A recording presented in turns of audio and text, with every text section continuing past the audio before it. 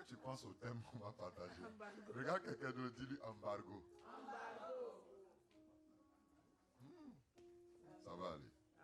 Homme de Dieu, merci. Merci encore, mon frère, de me permettre de partager cette pensée avec vous. Nous allons aller très vite parce que le temps étant parti. Nous allons prendre 2 tests rapidement. Le premier test se trouve dans le livre de Genèse, le Genèse du chapitre 22. Un test que nous connaissons tous, que nous aimons, que nous n'aimons pas. Préparez le livre de Genèse chapitre 22. À partir du verset 1. Et dans vos Bibles, vous allez également préparer un autre test. Le livre de Marc, le chapitre 12. À partir du verset 13. Alléluia. Je dis Alléluia. Lord. Je lis la parole du Seigneur. Genèse chapitre 2, verset 1. Après ces choses, virgule, Dieu mit Abraham à l'épreuve et lui dit, Abraham, il répondit, me voici. Dieu dit, prends ton fils, ton unique, celui que tu aimes, Isaac. Va-t'en au pays de Moria et là offre-le en holocauste sur l'une des montagnes que je te dirai. Abraham se leva de bon matin, sella son âne et prit avec lui 2 de ses serviteurs et son fils. Il fendit du bois pour l'holocauste et partit pour aller au lieu que Dieu lui avait dit. Le 3e jour, Abraham levant les yeux vit le lieu de loin. Abraham dit à ses serviteurs, restez ici avec l'âne. Moi et le jeune homme, nous irons jusqu'à là pour adorer et nous reviendrons auprès de vous. Abraham prit le bois, dis avec moi bois, pour l'holocauste et chargea sur son fils Isaac, et porta dans sa main le feu et le couteau. Dis avec moi feu et couteau. Et ils marchaient tous deux ensemble. Alors Isaac parlant à Abraham, son père, dit, mon père. Il répondit, me voici, mon fils. Il y reprit, voici le feu et le bois. Mais où est l'holocauste? Où est l'agneau pour l'holocauste? Abraham répondit, mon fils, Dieu se pourvoira lui-même de l'agneau pour l'holocauste. Et la Bible dit, et ils marchaient tous deux ensemble. Lorsqu'il fut arrivé au lieu que Dieu lui avait dit, Abraham y éleva un autel et rangea le bois. Il lia son fils Isaac et le mit sur l'autel par-dessus le bois. Puis Abraham étendit sa main et prit le couteau pour égorger son fils. Alors l'ange de l'Éternel appela des cieux et dit, Abraham, Abraham. Et il répondit, me voici. L'ange dit, n'avance pas ta main sur l'enfant et ne lui fais rien, car c'est maintenant. Car je sais maintenant. J'ai mal au cœur. Car je sais maintenant que tu crains Dieu et que tu n'as pas refusé ton fils, ton unique. Abraham leva les yeux et vit derrière lui un bélier retenu dans un buisson par les cornes. Et Abraham alla prendre le bélier et l'offrit en holocauste à la place de son fils. Abraham donna à ce lieu le nom de Jéhovah Jireh. C'est pourquoi l'on dit aujourd'hui à la montagne de l'Éternel, il sera pourvu. Waouh! Belle histoire. Mais que personne ne peut vivre. Très belle histoire, mais que personne ne peut vivre. Le livre de Marc, le chapitre 12, à partir du verset 13 nous dit, ils envoyèrent auprès de Jésus quelques-uns des pharisiens et des Hérodiens afin de le surprendre par ses paroles. Et ils vinrent lui dire, à partir du verset 13, Maître, 14 maintenant, nous savons que tu es vrai et que tu ne t'inquiètes de personne, car tu ne regardes pas à l'apparence des hommes et tu enseignes la voie de Dieu selon la vérité. Est-il permis ou non de payer le tribut à César? Devons-nous payer ou ne pas payer? Et Jésus, connaissant leur hypocrisie, leur dit, pourquoi me tentez-vous? Apportez-moi un denier, afin que je le voie. Il en apportait un et Jésus leur demandait, de qui sont cette effigie et cette inscription? Il répondit, de César.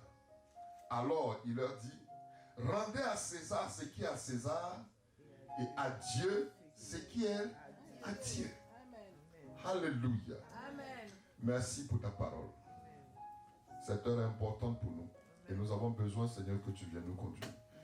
Et nous bénir sera la meilleure des choses que nous attendons. Viens rendre toutes nos pensées captives à ton obéissance. Dans le nom de Jésus. Amen.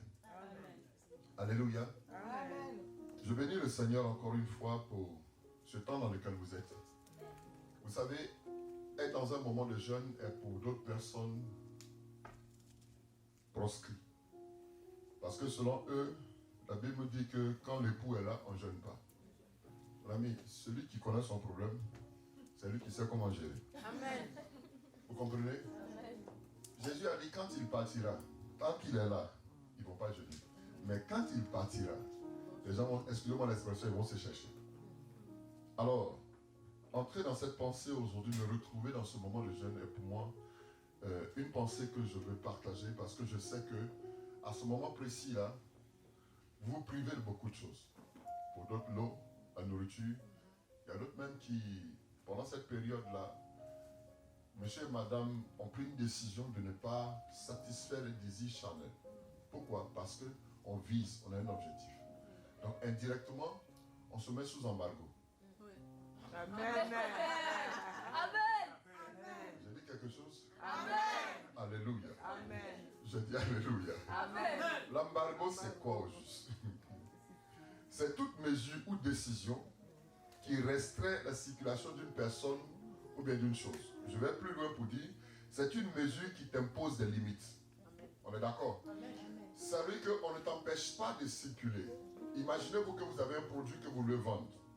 Mais quand l'embargo est fait, ça reste, ça circule seulement ici, ça ne va pas au-delà. Ça veut dire qu'on te fixe des limites. Et quand ces limites-là sont là, il est souvent difficile de pouvoir aller plus loin. Pourquoi? Ça veut dire qu'on ne t'empêche pas d'avoir la chose, mais tu ne peux pas profiter de la chose comme il se doit.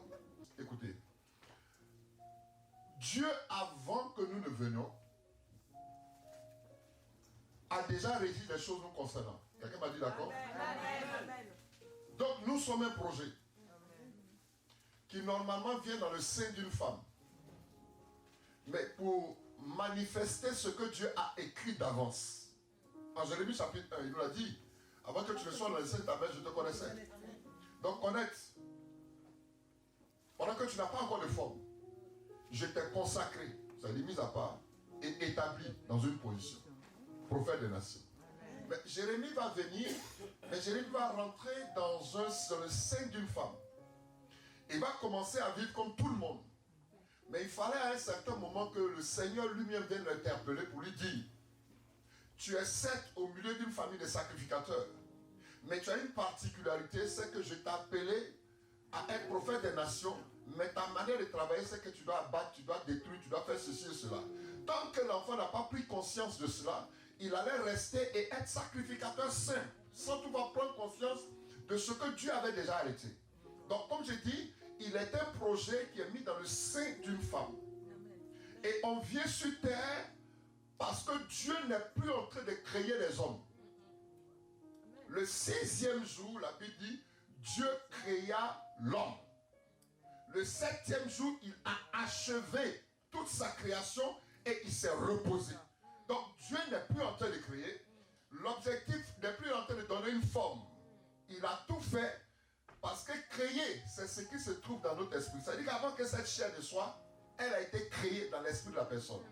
Maintenant, sur la terre, on donne une forme à ce qui est créé. Amen. Donc, Jérémie était déjà créé. Et la terre a besoin qu'on donne une forme. Donc, pour qu'il y ait une forme, il faille qu'il y ait accouplement. Parce que c'est le système que Dieu a mis en place. Amen. Papa et maman pour que Jérémie sorte. Mais quand Jérémie sort, il ne vient pas pour être à l'image de papa et maman. Il est venu étant un projet qui viendra révéler Dieu. Je parle à quelqu'un? Amen. Mais il arrive souvent que on a comme l'impression que le projet que tu es de Dieu dans le sein de ta mère échoue. Non. Le diable ne peut pas revendiquer ou réclamer le projet de Dieu. Le diable réclame ce qui est le fait, ce qui est, si tu veux, l'utérus. J'arrive. Aïe, aïe, aïe. Je ne sais pas si je pourrais... Bon, ça peut aller. Amen. Prenez-moi Jérémie chapitre 22, verset 30.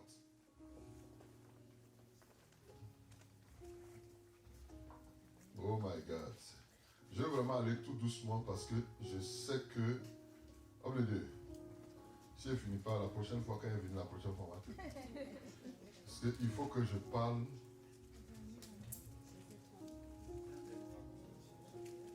Le Jérémie chapitre 22, à partir du verset 29. Je lis le texte. Terre, terre, terre, écoute la parole de l'Éternel. Il dit, ainsi parle l'Éternel. Inscrivez cet homme comme privé d'enfant, comme un homme dont les jours ne sont pas prospères, car nul de ses descendants ne réussira à s'asseoir sur le trône de David et à régner sur Juda. J'ai un problème. Quand tu lis ce texte, tu as comme l'impression que Dieu est en train de dire quelque chose à l'endroit d'une personne comme s'il ne doit pas avoir d'enfant. C'est ce qui est écrit. Mais il y a une chose cachée dans le texte. Il dit bien, inscrivez cet homme comme privé d'enfant, comme un homme dont les jours ne seront pas prospères. Car nul, il dit bien, car nul de ses descendants ne réussira à s'asseoir sur le trône de David et à régner.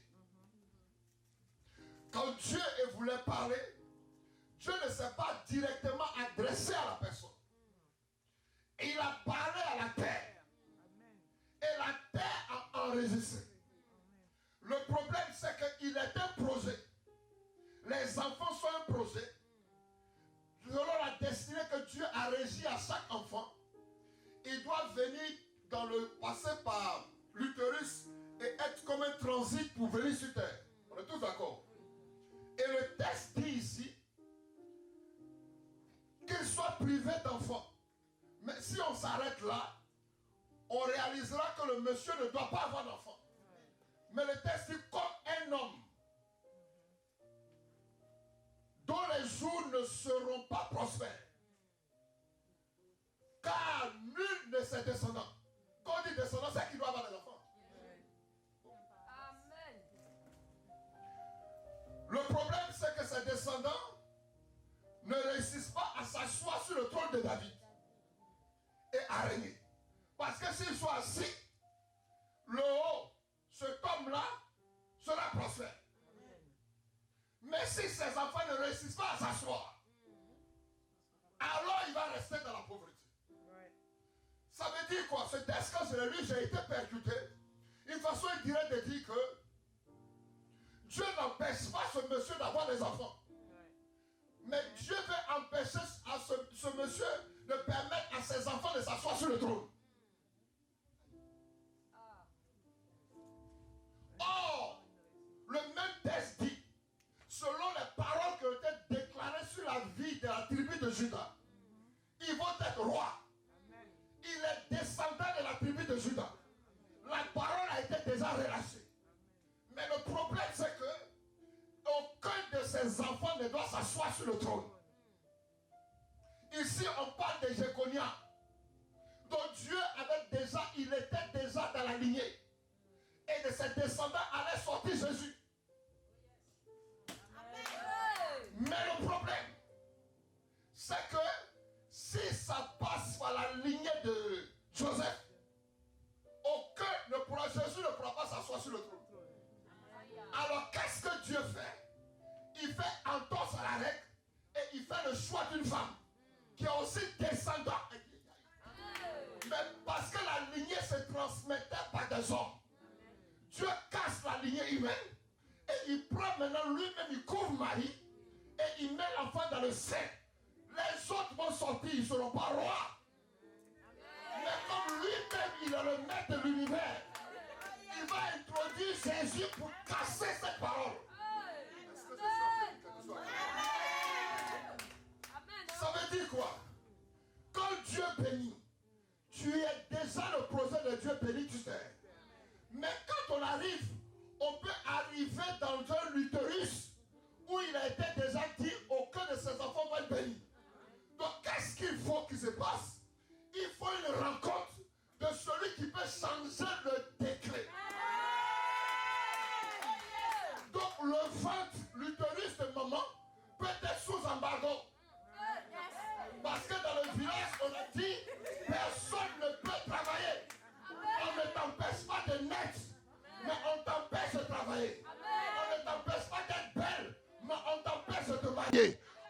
Je ne sais pas si je suis en train de dire quelque chose à quelqu'un. Donc le projet est déjà arrêté une fois qu'il rentre dans l'utérus. L'utérus est réclamé.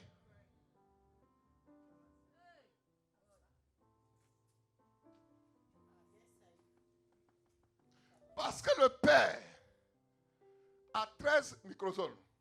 La mère en a 13. Quand on associe les deux, ça fait 26. 26, ça fait 2 plus 6, ça fait 8. 8, c'est le chiffre de l'alliance. Donc, indirectement, tu rentres dans une alliance qui s'impose à toi. Parce que le fœtus, c'est l'organisme en voie de développement. Tu rentres dans un utérus où l'endroit où tu apprends à grandir, prendre des choses avant de venir sur terre. Ce qui t'affecte, c'est là où tu te trouves. Donc, indirectement, qu'est-ce qui a été dit au préalable? Ta vie peut être sous embargo sans Christ. Tu te retrouves à tourner en rond. Voilà pourquoi quand vous remarquez l'histoire qui s'est passée entre Jésus et Joseph a attiré mon attention. Entre Jésus du moins et Jean-Baptiste. Ils ne se sont pas rencontrés sur terre. Marie est enceinte. Et sa soeur Élisabeth qui n'enfante pas, elle tombe aussi enceinte. Les deux personnes se retrouvent dans une situation difficile. Un ange rencontre Marie et il dit à Marie, voici je te salue, toi à qui une grâce a été faite, le Seigneur avec toi, tant, tu deviendras enceinte. Elle dit, donne-moi un signe. Quel est le signe par lequel on reconnaîtra cela? L'ange lui dit, l'homme du Très-Haut te couvrira et tu seras enceinte. Avec qu'indirectement, il n'y a pas eu rapport sexuel. Votre insémination in vitro, Dieu a été le premier à manifester cela. Il a pris l'enfant et il l'a mis dans le sein de Marie. Je parle à quelqu'un? Nous pensons que nous avons la science infuse. Oh, Dieu sait tout. Il manifeste tout avant tout. Alléluia. Donc l'enfant est dans le sein. Maintenant, il se trouve que la sœur de Marie, qui est elle, Élisabeth, est une femme pieuse. Elle craint Dieu. Son mari et elle craignent Dieu. Ils servent Dieu constamment. Mais le problème, c'est qu'ils n'ont pas d'enfants. Indirectement, je peux dire que leur situation était difficile. Je ne sais pas quel embargo ils vivaient.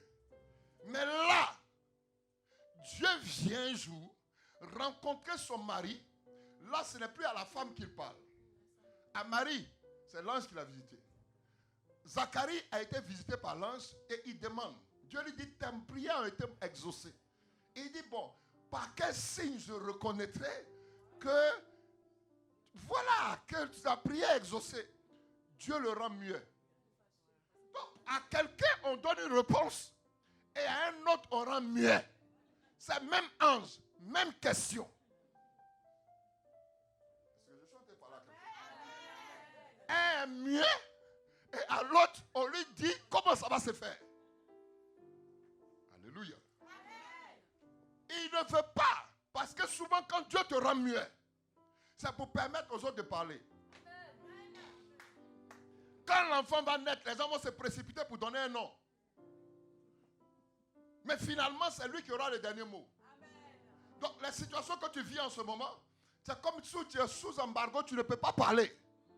Et les gens commencent à dire, on t'appelle, on te donne le nom en fonction de la situation que tu vis. Regarde-moi ce pauvre-là. Regarde-moi cette femme stérile-là. Regardez, regarde. On te donne le nom en fonction du mal que tu vis.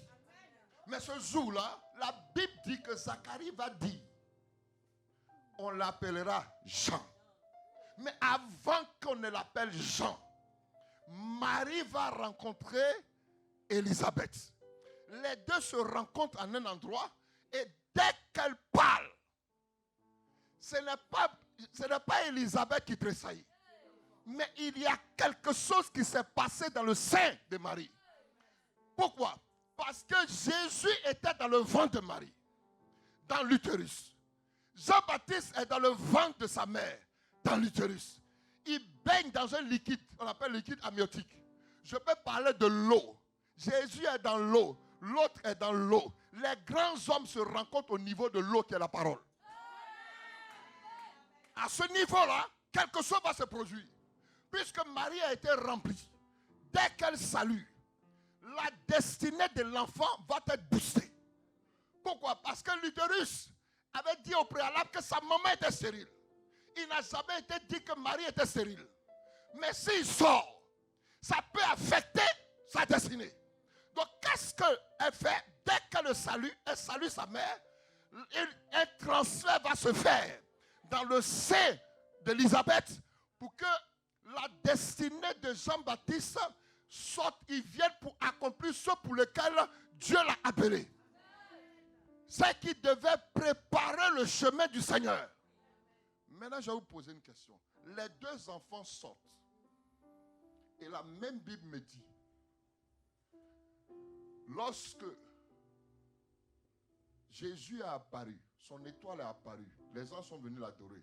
Quelque temps après que le roi a appris qu'un roi est né, il a décidé de tuer tous les jeunes. La même Bible dit qu'un ange est venu dire à Joseph, le père de Jésus, si on veut s'exprimer ainsi, prends l'enfant et puis fuis en Égypte. Le mot m'effraie. Prends l'enfant, sa mère et fuis en Égypte. Parce que le roi a décidé de le tuer. Ce texte est dit.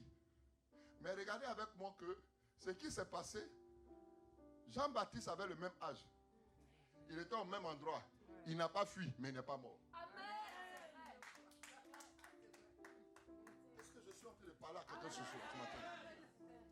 Il n'a pas fui. Pourtant, tous les enfants de son âge ont été tués.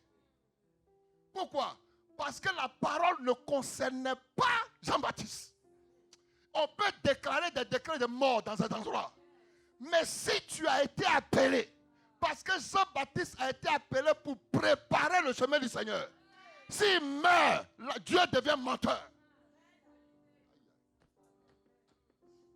Il fallait dans le sein que quelque chose se produise.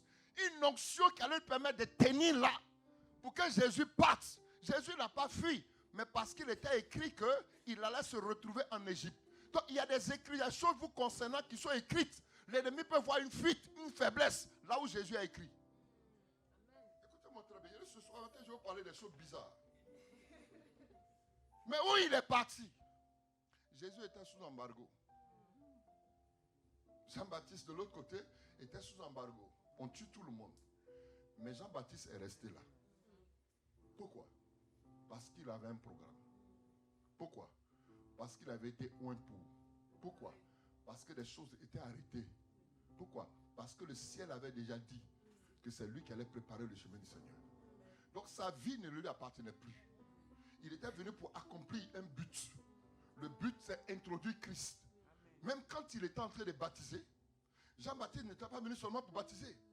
La preuve, quand Jésus est arrivé, il a dit, voici l'agneau de Dieu qui ôte le péché du monde.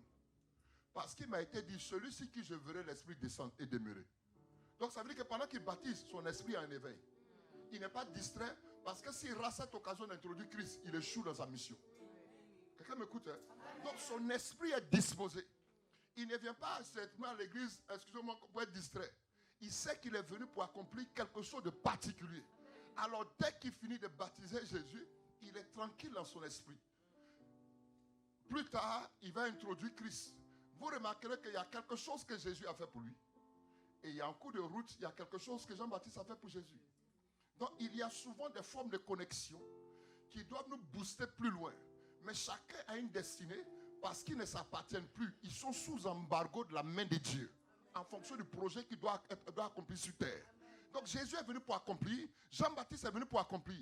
Et vous réaliserez avec moi que quand le temps est arrivé, tous sont passés, tous sont partis.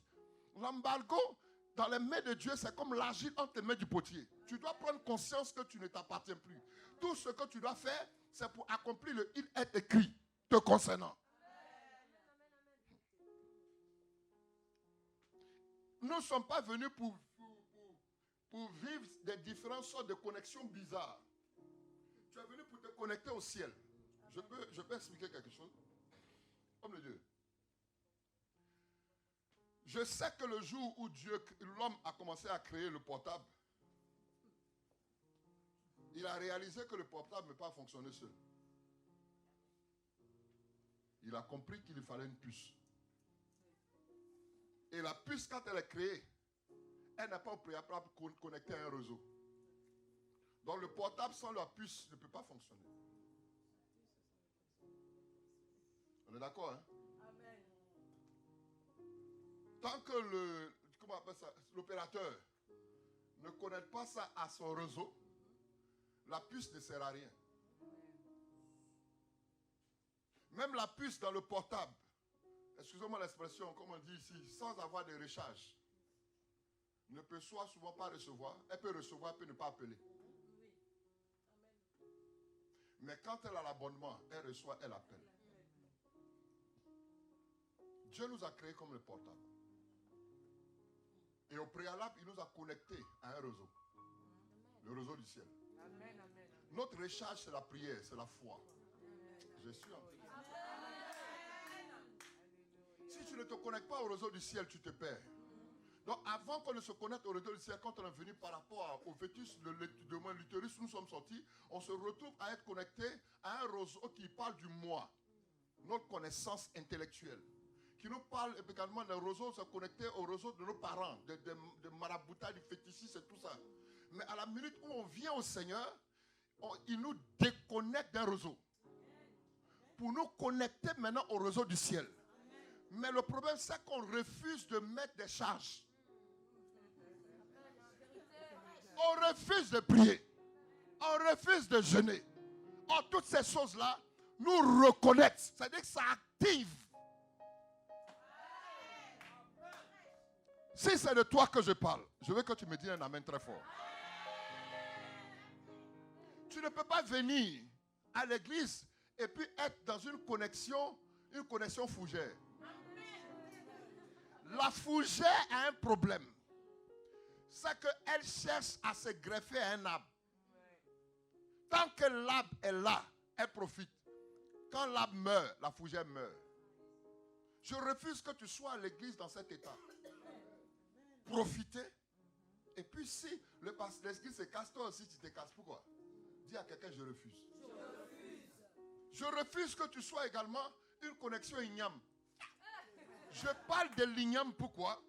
Parce que l'igname a besoin d'un bois qu'on appelle le tuteur pour qu'elle pousse. Donc tu vois que ces branches-là s'enrôlent autour du tuteur et plus tard étouffent le tuteur. Mais en bas, l'igname grossit. Ceux qui profitent du tuteur. Je suis venu vous parler ce matin. Hein? Je refuse que tu rentres dans des connexions champignons. Le champignon, il n'attend que le bois meure pour se développer. Il ne mourra pas. Mon frère ne mourra pas.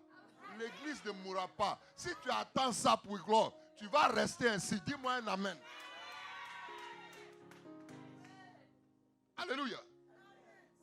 Voilà pourquoi je veux que vous preniez conscience que nous sommes dans un temps. Chacun est venu sur terre pour un moment. On va tous partir. Jésus a montré cette voie-là pour nous dire qu'il s'est investi en nous pour un but. Avant que nous ne venions, il a préparé le chemin. Et nous devons être comme Jean-Baptiste pour annoncer, pour le propulser, de telle sorte que partout il soit connu. Lorsque j'ai lu le premier texte, qu'est-ce qui s'est passé? Il est question de notre premier texte de Abraham. Ce n'était pas au préalable son nom Abraham. Il s'appelait Abraham. Et au chapitre 12 de la Genèse, Dieu a conversé avec lui pour lui dire, je rendrai ton nom grand, je te bénirai. Quitte ta patrie, la maison de ton père, va dans un tel endroit. Donc avant que Dieu ne commence avec toi, il faut qu'il y ait soustraction. Et Dieu s'additionne avec toi par des promesses. Je parle à quelqu'un. Donc il partait en un endroit. Donc la Bible dit que Abraham a commencé à partir. Sa femme l'a suivi. Mais la Bible dit que ce n'est pas qu'il voyait Dieu, il a entendu une voix. Donc Abraham suit une voix en Genèse chapitre 12, mais qui lui promet de grandes choses. Et à partir de lui, il verra de lui père d'une multitude. Abraham avec sa femme, tous deux marchent, il n'y a pas d'enfant. Même quand l'heure d'Ismaël rentre en scène, Dieu va se souvenir et il va donner un enfant, un fils à Abraham. Pendant ce parcours-là, Abraham marchait avec sa femme.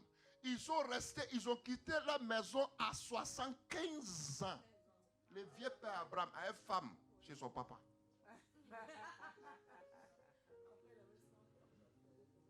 Donc remarquez un peu, regardez un peu le temps mis. Avec toutes les promesses que Dieu lui a dites. Je ferai de toi père d'une multitude. Et la Bible dit que c'est à 100 ans qu'il a eu l'enfant. 75 moins 100. Ça va combien? 25 ans. Il marche avec sa chérie. Sa chérie va lui dire, hey, mais ils tiennent. Bon, je vais prendre celui-là pour le présenter comme héritier. Dieu dit non. Il présente Eliézer et Lama. Dieu dit non. Ça veut dire que tout ce que Dieu dit non, ce que je t'ai dit là, je vais faire. Donc quand Dieu vient dire à Sarah, mais toi, l'année prochaine, tu vas avoir un enfant, elle regarde et dit, ah, mais est-ce que mon mari même peut avoir des désirs? C'est une façon de dire que, excusez-moi l'expression, tout est mort. Ils sont vieux. Ça veut dire, avant même de venir, il faut d'abord qu'il y ait des désirs. Que ça fonctionne. Quand Dieu décide de faire des choses, il doit bouleverser ton entendement. Donc en fait, Abraham était sous embargo. La Bible ne dit pas que c'est un démon qui a rendu Sarah stérile. Ce n'est pas la médecine, c'est Dieu lui-même. Le miracle de Sarah était rattaché au temps. Or, Dieu est le maître des temps et des circonstances. La Bible dit en Ecclésiaste, il n'y a rien de nouveau sous les cieux. Mais au-dessus des cieux, il n'y a pas de temps. C'est l'éternité. Donc quand on arrive dans le temps, il y a un temps pour pleurer. Oui, mais c'est parce qu'il y a un temps pour pleurer qu'il a pleuré, il y a un temps pour rire. Dieu sait tout. Donc arrête un peu de te lamenter et prendre conscience que ce que tu es en train de vivre là, si tu es sous embargo de la main de Dieu, personne ne peut te retirer. Tu es venu pour accomplir quelque chose. Mais si tu es sous embargo d'une parole néfaste, alors tu peux en sortir. Tu as le devoir et le droit d'en sortir.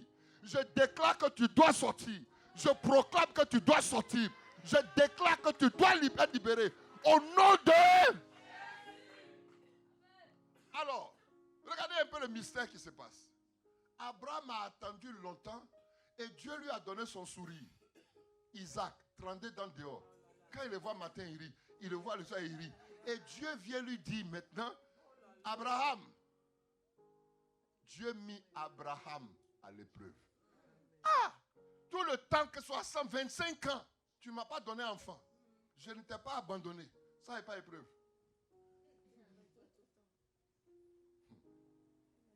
J'ai voulu livrer Eliezer de Damas. Ce n'est pas épreuve. Je me suis séparé de Lot. Ce n'est pas épreuve. Le texte dit, Dieu mit Abraham à l'épreuve. Ça veut dire qu'il y a des choses que nous vivons. On croit être une épreuve. Ce n'est pas épreuve. L'épreuve ne vient pas pour te tuer. Le feu vient pour te donner un diplôme. Je n'ai jamais vu un étudiant ou bien un enfant de 3e ou bien un enfant qui va passer le bac et le bac l'a tué. Non. C'est pour lui donner un diplôme. Est-ce que je suis en train de dire quelque chose à quelqu'un? Donc ce que tu appelles épreuve souvent n'est pas épreuve. Parce que si Dieu a dit à son peuple, vous allez partir à Canaan, il les fait passer par le désert. La Bible ne dit pas qu'ils sont morts dans le désert. Dans leur désert, ils mangeaient la manne. Dans leur désert, ils mangeaient la viande. Donc le désert des païens et ton désert sont différents. Est-ce que je suis en train de parler à quelqu'un? Ce que tu appelles désert où tu ne manges pas là, c'est un problème. Il y a un problème. S'il y a quelqu'un, il y a un problème. Ils avaient chaussures, ils grandissaient, ils avaient des tenues. Ils ont parcouru seul tout le désert sans payer habit. Désert. Alors je vais faire comprendre à quelqu'un, il faut que tu comprennes un peu. J'arrive tout à l'heure. Donc regardez un peu Abraham qui a attendu longtemps. Et voici maintenant que Dieu dit il va le mettre à l'épreuve. Il sait où se trouve le cœur d'Abraham. Il y a des choses que tu fais, tu crois que c'est ce qui est meilleur que tu as donné. Ce qui est meilleur, ce qui te fait mal là, c'est là que l'épreuve se présente. Il dit prends ton fils, ton unique, et puis il faut me le livrer. En holocauste. Holocauste là, c'est-à-dire tu le mets sur le bois, tu l'attaches, tu le brûles. Il devient comme la cendre. C'est ce que Dieu lui demandait. Il doit contempler son fils brûlé, calciné, jusqu'à ce qu'il devienne la cendre. Oh! Il prend le petit. Il prend 2 serviteurs. Et il dit, va dans un lieu que je te montrerai. Sur une montagne. Si la montagne est le lieu de la rencontre avec Dieu, c'est que c'est un des symboles d'un lieu qu'on appelle l'église. Ce n'est pas dans toutes les églises qu'on adore. C'est des lieux où Dieu te conduit pour que tu fasses une adoration. C'est la seule fois que j'ai vu dans la Bible que Dieu demande à Abraham d'aller adorer, mais sans instrument, mais avec son enfant. L'adoration première ne parle pas d'abord d'instrument, de chant. C'est l'état du cœur. C'est le cœur qui adore. Ce n'est pas d'abord les instruments. Parce qu'il dit, prends ton fils, là où se trouve ton cœur, ce qui te coûte cher, et va me le donner en holocauste. Viens m'adorer. Tu vas aller m'adorer sur cette montagne-là. Il prend l'enfant, il s'en va. Qu'est-ce qu'il fait? Il découpe le bois et il met sur l'enfant. Et lui, le vieux, il prend couteau et puis feu. C'est pas normal. En temps normal, c'est lui qui doit porter le fardeau. Quand on va dans une direction où le leader a une vision, il a le couteau qui est la parole et le feu qui est l'onction. Mais il met le poids sur l'église. On est en train d'aller quelque part. Vous êtes dans une dimension où vous devez acquérir des choses. Nous sommes entrés dans une année qui s'appelle 2020. D'aucuns disent c'est 20 plus 20 la meilleure note. Mais 20 sur 20 la meilleure note. Mais moi je dis 20 plus 20 ça fait 40. 40 c'est la fin de l'épreuve. Après l'épreuve, on ne peut que contempler Dieu. Donc vous ne pouvez pas rentrer dans un moment de jeûne comme ça et puis les autres vont négliger. Non! Abandonner les regards du Seigneur. Refuser de s'investir. Ce n'est pas possible. Ce n'est pas normal. Je dis, ce n'est pas normal. Parce que ce que d'autres ne comprennent pas, il a dit une parole tout à l'heure. Tu t'as dit quoi même? Ce que Bédi a dit, il a dit quoi? Le progrès pour tous, le bonheur pour chacun. Ça, c'est la vérité. Oui, c'est la vérité. Dieu va parler à qui? Aux Israélites en Égypte. Il dit, vous partirez dans un lieu où coule le lait et le miel. Oui, ils ont tous entendu. Mais ils sont restés dans le désert, ils sont morts. C'est une génération qui n'a pas vu miracle de la mer rouge s'ouvrir. Qui n'a pas vu la manne tomber. C'est ceux-là qui sont rentrés à Canaan. Donc ce n'est pas le fait d'entendre des grandes choses. Mais il faut être celui qui pourra avoir accès à ce qui a été promis aux autres. 2020, on peut avoir déclaré de grandes choses sur l'église. Mais tu peux échouer parce que tu n'as pas pris conscience du sacrifice que tu dois faire. Abraham se retrouve en tant que Dieu voulait le présenter comme le père de la foi. Il ne voulait pas le présenter comme un instrument inutile. Donc il lui donne l'enfant. Mais l'enfant va être une source de preuve pour lui. Il dit prends et puis livre-le, sacrifie-le. Comment le grand Dieu qui t'a donné le travail peut te demander de poser une certaine action. Comment le grand Dieu qui t'a donné la vie peut te demander de te priver de nourriture. Il prend l'enfant, il part. Mais la Bible dit qu'en cours de l'enfant, il demande, Baba, la vérité est bon, je comprends. Tu m'as déjà enseigné sur le donner, sur les sacrifices. Voilà bois, voilà couteau, voilà le feu. Mais où est l'Holocauste? Donc il sait qu'on va sacrifier avec Holocauste, avec animal. L'enfant n'est pas conscient qu'il part. Alors je pose la question au Seigneur. Seigneur, ce n'est pas normal. Il dit c'est normal. Bon, je lui pose la question maintenant. Je vais vous poser la question. Des deux là, qui était éprouvé? C'est quelqu'un en train de me saisir maintenant. On a toujours vu Abraham éprouvé. Mais l'enfant était conscient qu'il était l'Holocauste. L'objectif de Dieu, c'est que l'enfant amène son père à réussir dans sa mission. Hey. Que son père réussisse dans sa mission. Parce que si l'enfant fuit, Abraham échoue.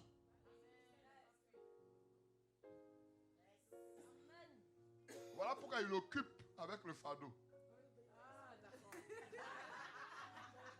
Est-ce que quelqu'un me comprend? Il occupe avec le fardeau qui est l'œuvre. Parce qu'ensemble, on doit partir. Celui qui n'est pas occupé à faire des tâches dans l'église est distrait. Il occupe avec le fardeau. Et la Bible dit que quand ils arrivent là, Abraham lie l'enfant. Hey, où est sortie la corde? Parce qu'il y a bois. Il y a couteau. Il y a feu. Mais d'où vient la corde? La corde était importante parce que l'enfant ayant accepté de se faire, de réussir, de permettre à son père de réussir, alors j'appelle la corde là, le lien qui est l'alliance entre Dieu et Abraham qui a lié l'enfant. Je veux parler du code maintenant spirituel. Puisqu'il a accepté, au moment où Abraham prend le couteau et veut le tuer, la Bible dit, Dieu lui dit, je vois maintenant que tu crains. Parce que tu n'as pas, celui qui te coûte cher, là, tu as voulu même me le donner. Je sais maintenant que tu me crains. Ne le tue pas. Regarde derrière toi. Il y a un bélier, mais qui est lié par les cornes. Je n'ai jamais vu un bélier lié par les cornes. Je vois un bélier lié par le cou. Mais ce sont ces cornes qui sont domptées. Alors je dis au Seigneur, comment cela s'est-il fait que le bélier soit arrivé en haut là-bas? Il dit très bonne parole. Quand tu te retrouves, Jésus était dans une forme d'embargo. Parce que sa vie ne lui appartenait pas. Il est venu pour accomplir, se livrer à la croix pour l'humanité. Et pendant qu'il est en train de marcher, les gens même qui n'ont pas conscience veulent le prouver. Ils lui disent, mais on sait que tu prêches bien. Tu dis des bonnes choses. Toi, tu n'es pas comme les autres qui... Jésus voit, il a une hypocrisie. Il dit, mais pourquoi vous voulez me tenter même? Il dit, mais est-ce qu'on doit payer le tribut à César? On paye ou on ne paye pas? Tu as eu la pensée. Soit ils n'aiment pas payer, ils n'aiment pas donner. Non. Est-ce qu'on doit donner même? Est-ce que je suis en train de parler à quelqu'un? Si tu es concerné par ça, toi-même acclame Dieu. Ben, je sais que... Est-ce qu'on doit donner? Tribu là. On ne doit pas donner. Bon, dis-nous, c'est toi le maître. Tu es là, tu nous enseignes les choses. Jésus va leur dire une chose. Je peux avoir une pièce n'importe laquelle. 2 €, une pièce, pas un billet. Voilà. Que celui qui me donne, que Dieu multiplie son grenier. Soyez bénis. Alléluia. Alors Jésus leur dit, donnez-moi une pièce. Donc on le lui donne. Et il dit, de qui est cette effigie? Dans le passé, la pièce là, comme aujourd'hui, il y a 2 faces. Mais il y a une face où se trouve l'effigie de la personne. C'est-à-dire, si tu veux, le visage de la personne. Et derrière, il n'y a rien. Alors, il leur pose la question. Vous m'avez donné une pièce 7. Mais je vais vous poser la question. Quelle est l'effigie qui se trouve sur... Il dit c'est César. Il dit alors, donnez à César ce qui est à César. Et puis à Dieu. Oh, sur l'autre face, il n'y a rien. Parce qu'on ne peut pas le représenter. Donc quand il dit donnez à César ce qui est à César, à Dieu ce qui est à Dieu, la même Bible dit que l'or et l'argent appartiennent à qui? Donc les réalités de la vie qui s'imposent à vous, c'est que vous avez une face que vous connaissez. Mais l'autre face qui est de Dieu, vous ne connaissez pas. Donc ce n'est pas parce que tu vois une face que tu connais la chose. Maintenant il me dit, est-ce que tu sais pourquoi est-ce que le bélier a été trouvé? J'ai dit non. Il dit ok. Quand Abraham montait avec l'enfant, moi Dieu aussi de l'autre côté de la montagne, on ne voyait pas comment je montais. Aïe, aïe, aïe, aïe, aïe, aïe. Je ne sais pas si je parle à quelqu'un. Je ne sais pas si je dis quelque chose à quelqu'un. Parce qu'une montagne a deux faces. Tu es ici, tu ne sais pas ce qui se passe de l'autre côté de la montagne. Donc quand Dieu lui dit monte sur la montagne, pendant qu'Abraham monte, Dieu aussi monte. Quand Abraham s'arrête, Dieu aussi s'arrête avec le bélier. Donc il y avait quelque chose qui devait se produire. Il fallait qu'Abraham arrive au sommet et qu'Abraham réussisse sa mission par rapport à l'obéissance de son fils. Et l'agneau qui a été lié est l'image de Christ dont les cornes, la force de l'animal a été domptée. Donc quand Dieu te demande quelque chose et que tu montes sur un côté, Dieu est le Dieu de la montagne. C'est là-bas que tout se règle. Et en ce moment, tu as un moment de jeûne, Dieu te demande de monter et tu refuses. Il t'attend sur la montagne. Dieu est en train de monter avec quelque chose. Dieu est en train de monter avec la réponse. Dieu est en train de monter avec ton travail. Dieu est en train de monter avec tes papiers. Dieu est en train de monter avec quelque chose de grand. Il t'attend de l'autre côté. Ce n'est pas parce que tu ne le vois pas faire qu'il n'est pas en train de monter. Tu t'arrêtes en bon chemin. Dieu aussi s'arrête de l'autre côté. Pour que l'agneau se retrouve, le bélier se retrouve en haut, il fallait que Abraham arrive au-dessus. Je ne sais pas dans quel esprit tu es. Frère. Il dit de garder. Voilà, merci. Je vais amener quelqu'un à prendre conscience que je ne sais pas pourquoi est-ce que vous êtes rentré dans ce monde de jeunes. Considérez cet instant. D'accord, je finis tous. Considérez cet instant. Non, la prochaine fois, on va continuer. La prochaine fois, il est l'heure. Dis quelqu'un. Il est l'heure. Je vais voir avec lui. D'accord. Je vais terminer ça dimanche prochain. Alléluia. Là, il me moins trop, le monsieur. Il a fait, on a adoré jusqu'à puis il me donne mon petit temps. Il m'a attrapé, il est trop sage. Alléluia. Regardez bien ce qui se passe. Dieu a des manières bizarres de bénir. Il provoque des situations difficiles dans notre vie. En fait, il nous cache dans le problème. Il cache le miracle dans le problème. Si tu n'as pas conscience de comment fonctionne Dieu, tu vas voir le problème et puis jeter. En fait, tu jettes ton miracle aussi. Dieu n'est pas obligé de te faire rire quand il veut te bénir. Il n'est pas obligé. Mais quand Abraham a fini, la Bible dit que Abraham a donné à Dieu le nom de Jéhovah Jireh. Que toi tu prononces aujourd'hui, mais tu ne sais pas où il est passé. On est d'accord, hein? Oh, Jéhovah Jireh est ton nom. Tu veux qu'il soit Jéhovah Jireh pour toi? Va sur la montagne. Alléluia. J'ai dit monte. Dis à quelqu'un monte. Dis à quelqu'un monte. Votre vie est un sacrifice. Nous sommes dans une forme d'embargo. Et dans l'embargo, peut-être que tu es sorti d'un usurier qui a dit que tu ne dois pas être riche. Tu ne dois pas être prospère. Tu ne dois pas vivre ceci. Tu ne dois pas faire cela. Je suis d'accord avec ce qui a été dit. Mais ce qui a été dit n'est pas écrit. C'est ce qui a été écrit de Dieu qui a un impact sur ce qui est dit. Les hommes peuvent parler. L'utérus dans lequel tu es sorti, certainement que l'utérus était réclamé. Mais il y a quelqu'un qui veut changer les données. Comme il a été dit à Jean-Baptiste, pour que quelque chose se produise, c'est possible pour toi. Dis-moi un amen. Regarde quelqu'un, dis-lui à côté de toi. Je dis, moi je ne suis pas ce que le monde a dit.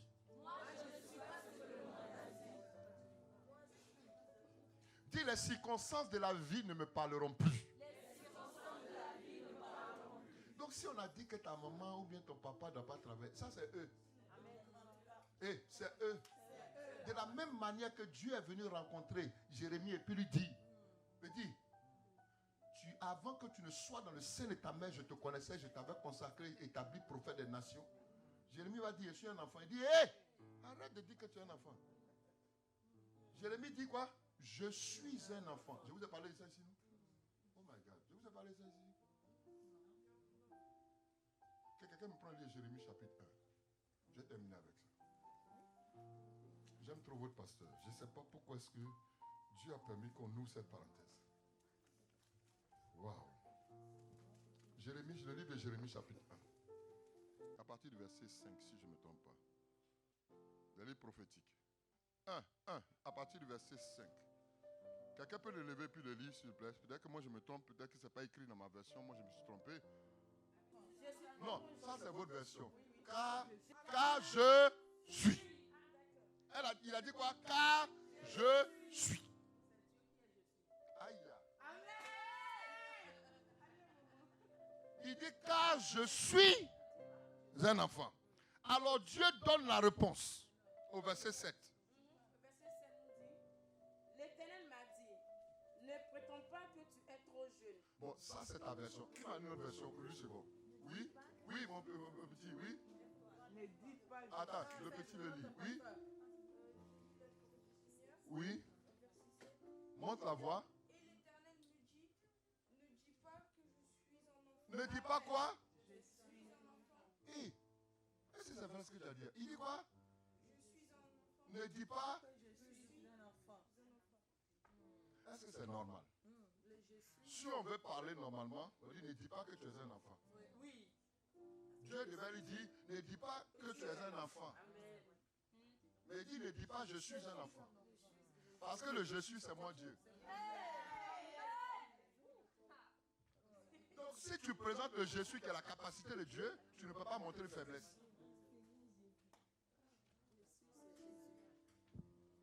Je suis c'est Dieu. Donc quand tu dis je suis béni, tu ne dois pas avoir une erreur dans la bénédiction. Donc Dieu le voit grand. Et lui il dit je suis un enfant. Donc il change les regards de Dieu à son endroit. Il décide de rester, de sortir comme il a été prévu dans l'utérus de sa mère, enfant.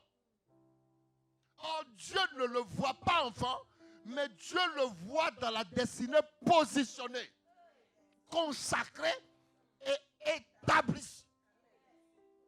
Il dit, je t'établis sur les nations. J'ai un problème. Il n'a pas établi Jérémie dans la nation. Il se met sur la nation. Ceux qui sont dans la nation, excusez-moi, dans la prophétie, ils voient, excusez-moi, les culottes, les slip. Mais quand tu es sur la nation, tu vois des choses que d'autres ne voient pas. Je suis en train de déclarer quelque chose. Dieu t'établira sur des choses grandes. Dieu te positionnera sur des choses extraordinaires. Je suis en train de dire que tu es né pour être sûr. Dominé. Alléluia. Donc ce matin, je suis venu introduire ta vie sur la montagne. Tu n'es pas une erreur. Ce n'est pas parce que tu es sorti du sein sur le maternel où on dit on ne travaille pas, que toi aussi tu ne travailleras pas. J'ai dit non. Il y a un décalage qui a été fait. Voilà pourquoi, quand on prend Matthieu chapitre 1, on peut monter la généalogie de Jésus. Mais quand on arrive, on dit de laquelle est sorti. On ne dit pas qu'il est, on dit de laquelle. Donc on présente une femme, mais on ne dit pas qui est. Or, quand on présente les lignées, on parle des hommes. Tu es sorti de l'épouse du moins de l'Église, qui est l'épouse de Christ, de laquelle on doit t'introduire, on doit te valoriser. Tu as un prix aux yeux de Dieu. S'il te plaît, va le rencontrer. Il t'attend sur cette montagne. J'ai dit, il t'attend sur cette montagne. Si tu crois que c'est pour toi que Dieu m'a envoyé ce matin te dire, acclame très fort.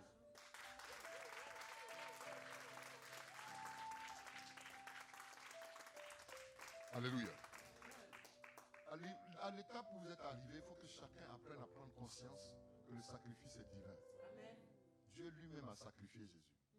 On doit apprendre à vivre une vie de sacrifice pour Dieu. On doit apprendre à adorer Dieu avec notre être. Le grand Dieu décide de vivre avec nous, en nous, partout où nous passons. On doit prendre conscience que les épreuves qui se présentent à nous, c'est une forme d'embargo que Dieu impose. Il te refuse que tu ailles à tel endroit. Il refuse que tu partes ici. Ta vie est sous contrôle. Tu ne dois pas faire ceci, tu ne dois pas faire cela. Tu vis, non, je ne dois pas. Tout ça là est bon pour toi. L'objectif, c'est que vous rencontrez quelque part.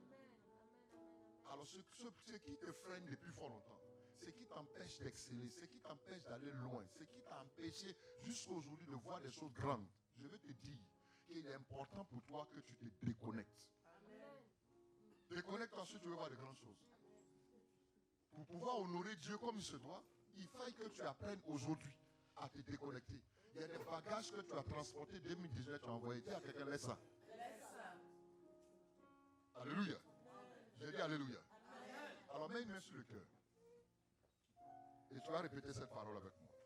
Seigneur Jésus, pour cette heure, je déclare que tout ce qui a été dit dans l'utérus de ma mère, qui me réclamait, à partir d'aujourd'hui, j'annonce son erreur.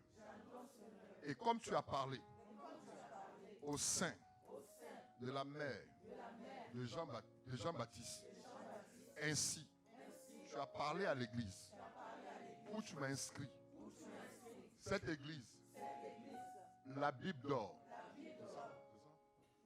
la Bible d'or, centre d'études et de prière. Dieu puissant, comme Jean-Baptiste est sorti pour accomplir sa destinée, tu m'as appelé pour te révéler ici bas sur cette terre. Que rien ne vienne me distraire dans mon parcours. Tout comme Jean-Baptiste a réussi à t'introduire en disant, voici, celui-ci est l'agneau de Dieu qui ôte le péché du monde. Que rien ne m'empêche d'accomplir ma destinée ici-bas sur cette terre. Dans cette introduction du message d'aujourd'hui, dimanche tu m'attends, mais aujourd'hui tu nous as parlé d'Abraham et de son fils. Si Abraham a réussi à cause d'Isaac, Seigneur, je refuse d'être un instrument qui empêchera mon père et cette église de réussir. Si Isaac a réussi, Seigneur, ce fardeau, je veux le porter. Donne-moi les yeux, le cœur et la puissance pour accomplir cela. Je te loue pour ta fidélité. Dans ce moment de jeûne, que je n'ai pas commencé, si tu n'as pas commencé, hein, que je n'ai pas commencé et que j'ai commencé, Seigneur, je veux le terminer. Père, je veux te prier dans le nom de Jésus. Pour l'introduction, Seigneur, de ce culte, de ce programme. Je venais ici, mon Dieu, pour ce jour. Mais tu m'as fait comprendre, Seigneur, que tu es le maître des temps et des circonstances. Donne à cette heure d'être inscrit dans ton calendrier, comme le alpha. Et donne-nous au dimanche prochain de te révéler comme l'oméga. Mais dans l'intervalle de ton nom, je vais te confier, Seigneur, la vie de chaque personne. On t'a connu comme alpha et oméga, comme une parenthèse. Mais on ne t'a pas vu agir dans le milieu. Je prie que chaque vie soit en tes mains. Comme tu as donné le bélier à la montagne, donne à tes enfants le cœur qu'il faut. Parce que tu les as conduits sur cette montagne que tu as certainement montré à Abraham. Nous sommes là pour un but. Nous refusons de sortir de ce moment sans toutefois obtenir gain de cause. Tout ce qui pourrait fragiliser nos parcours, que ce soit des langages, que ce soit des faiblesses quelconques, je déclare que la source soit cassée, le lien soit brisé. Au nom de Jésus-Christ de Nazareth, relève le défi avec plus d'un. Là où d'autres étaient faibles, relève-les. Là où la mort spirituelle avait frappé, je déclare un relèvement. Je proclame par la puissance de Dieu que tout ce qui a été enfoui, tout ce qui les avait échappé, je proclame un volte-face. Que cela les localise et revienne. Nom de Jésus-Christ de Nazareth. À cet instant précis, je déclare le Dieu du maintenant. Bénis l'Église. Bénis ton serviteur. Et donne gloire à ton nom. Pour cette heure, je te remercie. Que la gloire te revienne. Au nom de Jésus. Amen. Amen. Amen. Amen. Acclame Jésus. Acclame le Seigneur. Alléluia.